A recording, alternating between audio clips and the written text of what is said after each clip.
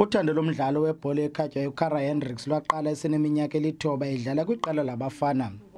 Ngethuba eneminyaka eli-13 wadlalela iqela labasetyhini ukwadlaleli nakwisigaba sephondo wazenzela igama kwi-High Performance Center Academy.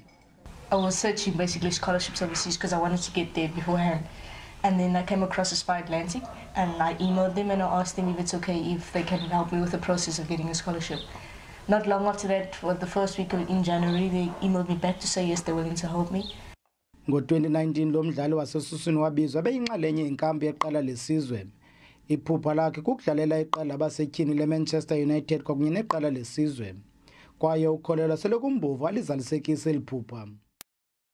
I have a bigger opportunity, or a better one, to play abroad and basically pursue my talents in a different soccer level. Usapho lwakhe luthe gqolo limxhasa nalo. Kara will be the first of all children and grandchildren that is heading abroad, and it came as a shock at first when she spoke to us as parents and asked, will we allow her the opportunity to go overseas and, you know, build a future and all that. But we are proud of her. Sokola imali yokuhamba ifikelela ku-30,000 yeerandi kulindeleka ndiza lishiyeli ukuphela kukaJulayi. Kwiindaba ze-SABC ndingumcebisi Ngqina, ndiseGqeberha.